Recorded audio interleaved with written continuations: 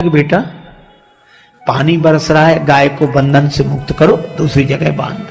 चेला बैठे बैठे बोला, गुरुजी जो स्वयं बंधन में पड़ा हो वो क्या किसी को बंधन से मुक्त कर सकता है? क्षमा करें गुरुदेव, ये मुझसे नहीं हो सकता। बंधन से मुक्त करना तो आपका काम है गुरुदेव। गुरुजी भी समझ गए कि चेला नहीं गुरु वही मिला है। अब गुरुजी ने कहा चेले से विवाद कौन करे, चलो।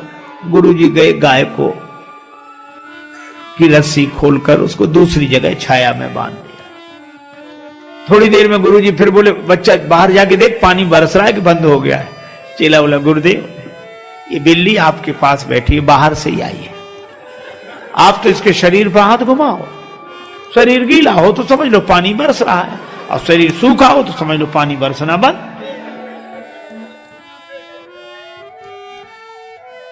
गुरुजी फिर भी चुप रहे। अब रात को गुरुदेव को नींद ना आए, वो दिया जल रहा था। बोले, बेटा ये दिया बुझा दे। चेला बोला, गुरुदेव अब रजाई में घुस गए, अब कौन निकले बाहर? आप तो एक काम करो, क्या रामायण की बात याद करो, मुंह दिए नयन कतों को नहीं। आप तो आंख बंद कर लो, दिया को बुझा ही समझो।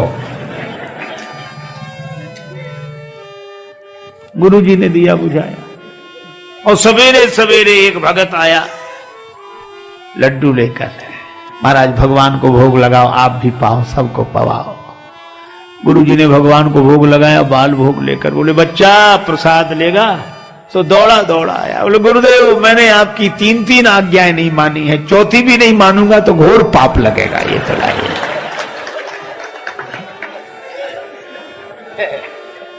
ये हाल। कोई रिक्शा दिख गया तो हम रिक्शा मांगते नहीं है, आवाज ए रिक्शा, जैसे उसका नाम रिक्शा ही हो। एक आदमी ने तो हद कर दी, रिक्शे वाले से बोला, रिक्शा? हाँ साहब। रेल स्टेशन जाओगे? बोले हाँ जाएंगे। तो बोले जाओ।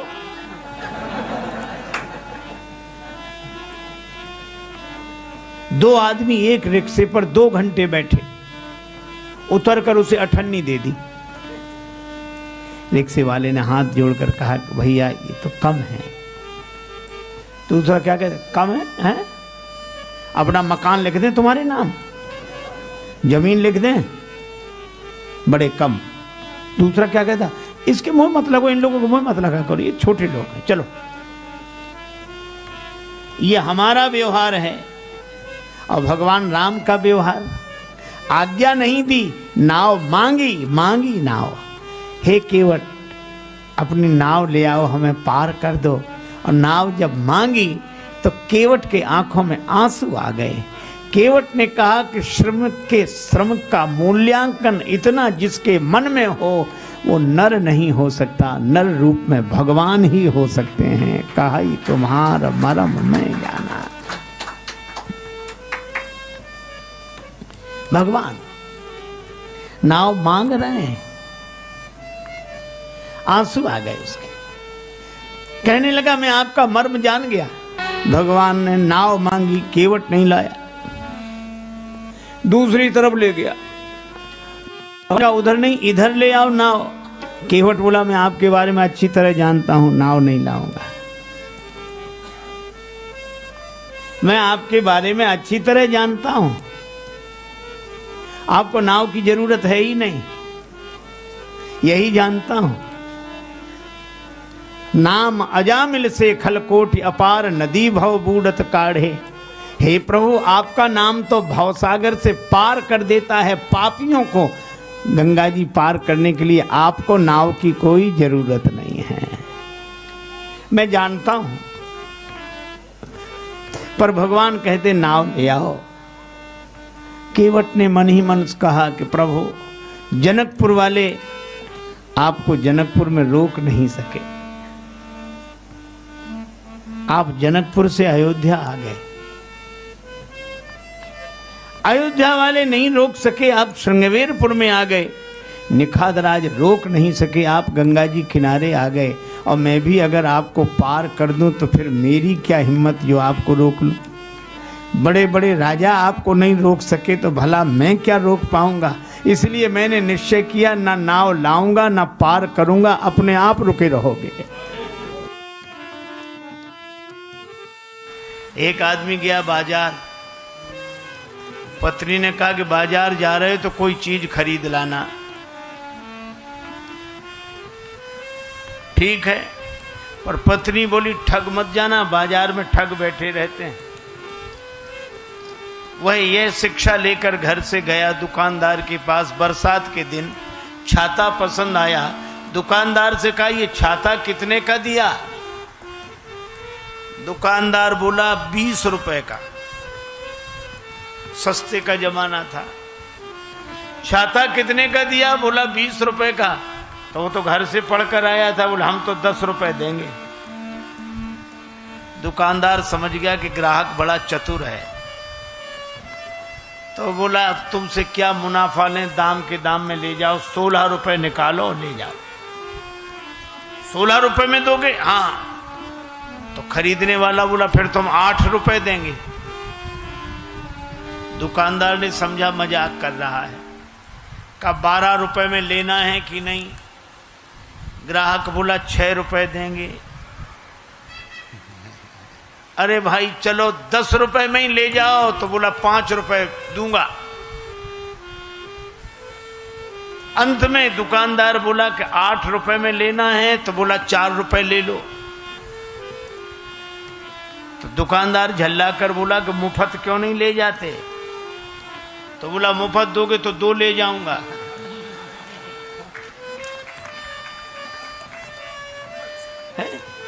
अब बोलो छाते जैसी चीज उसे मिली नहीं। क्यों नहीं मिली? क्योंकि वो किसी एक भाव में टिकता ही नहीं था। तो जब भाव में टिके बिना उसे छाता नहीं मिला, तो भाव में टिके बिना परमात्मा की छत्र छाया कैसे मिल जाएगी? मित्रों, जय सिया राम। आज आप सबके सम्मुख ऐसा रहस्यमय प्रसंग आ रहा है जिसे आप सुन करके आपके रोए खड़े हो जाएंगे।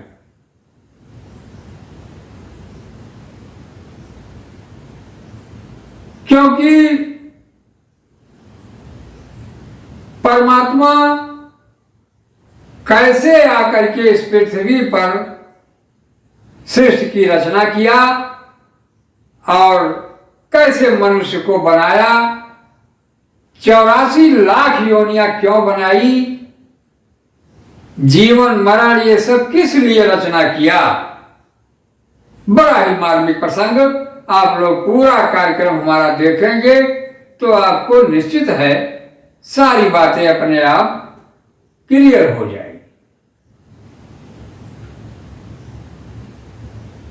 एक बार की बात है कि भगवान श्रीमन नारायण अपनी शेष सैया पर शयन कर रहे हैं और माता लक्ष्मी उनके पैर को दबा रही हैं। तो माता जी ने सोचा कि केवल यही प्रभु पड़े रह रहे हैं और कोई लीला वगैरह देखने की इच्छा अब उनके मन के अंदर में ही होने लगी। तो वो क्या सोच रही है अपने मन में?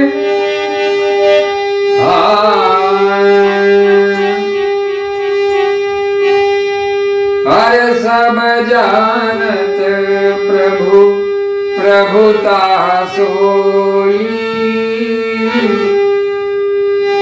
अरे सब जानत प्रभु प्रभुता सोई, तदपि कहे बिन रहा न कोई, तदपि कहे बिन।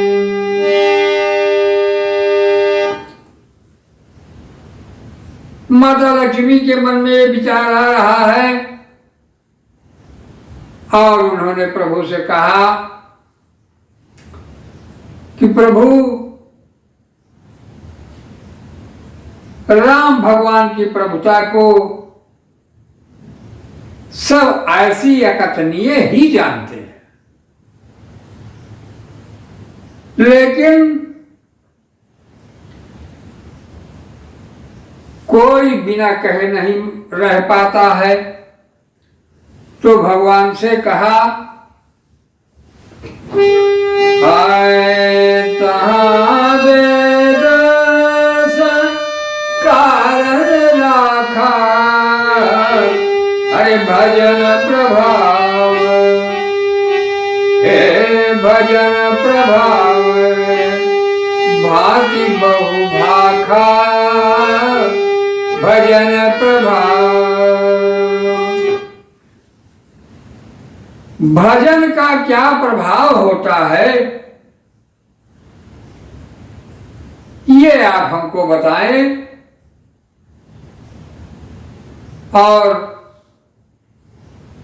भजन कैसे होता है। साथियों, भजन शब्द आप सुनते हैं, अक्सर लोग कहा करते हैं भजन भजन, लेकिन भजन का मतलब क्या है, ये बड़ा गूढ़ प्रसंग है। क्योंकि भजन का मतलब आप चिल्ला रहे हैं, नाच गा रहे हैं, नाम गुणगान रहे, ये सब भजन में नहीं आता है। ये तो भजन गीत आप जो सोच रहे होंगे उसको कहते हैं भजन गा रहे हैं, लेकिन गाने से नहीं होगा।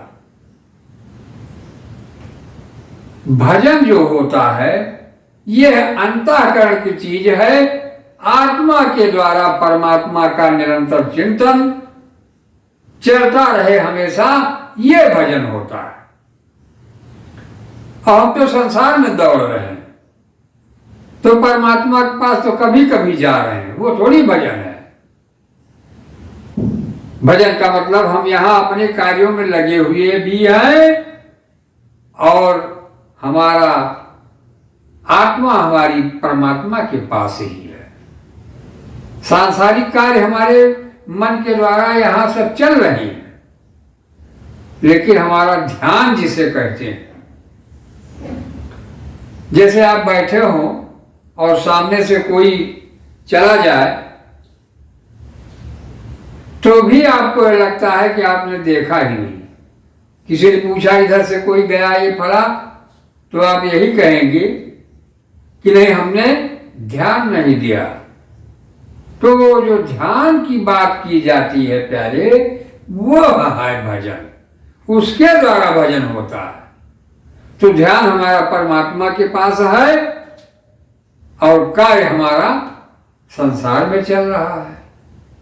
इसका मतलब हुआ कि हम भजन में लीन हैं।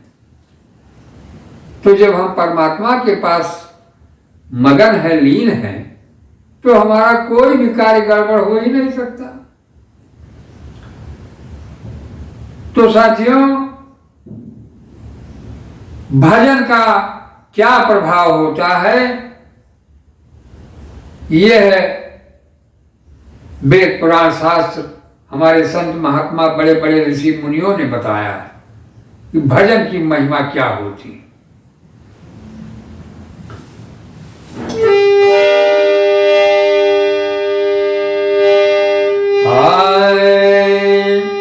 एक यनी है रूप अनामा, एक यनी है अरूप अनामा, अज सच्चिदानंद परधामा। जो परमेश्वर एक है, जिनके कोई इच्छा ही नहीं है, जिनका कोई रूप और कोई नाम नहीं है, वो परमात्मा। अरे व्यापक बीस हो, व्यापक बीस रूप भगवान व्यापक विश्व रूप भगवान त्यही धरि दे ओ त्यही धरि दे अरे चरित नाना त्यही धरि दे।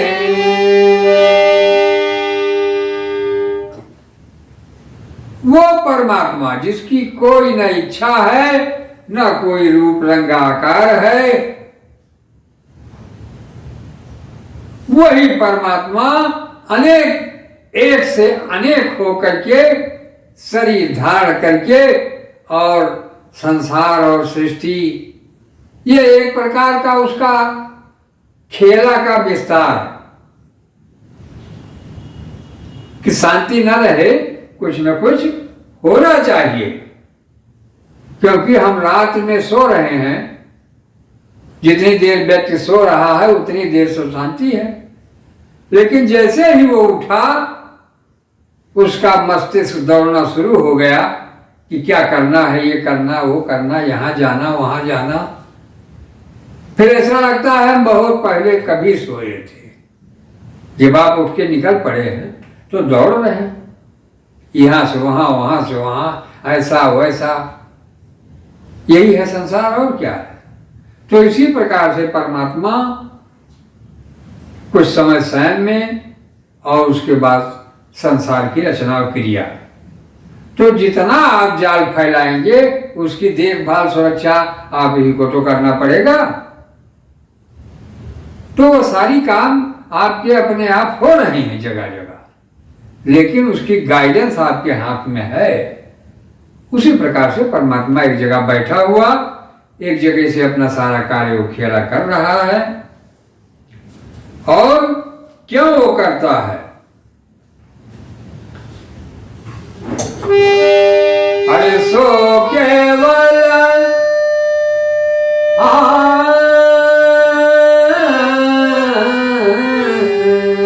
सो केवल भगतन हित लागी परम कृपाल प्रणत अनुरागी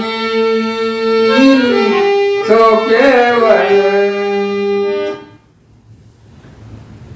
वो परमात्मा केवल अपने भक्तों के हित के लिए ही जो कुछ करता है, उसे कोई आवश्यकता न कोई इच्छा न कोई जरूरत।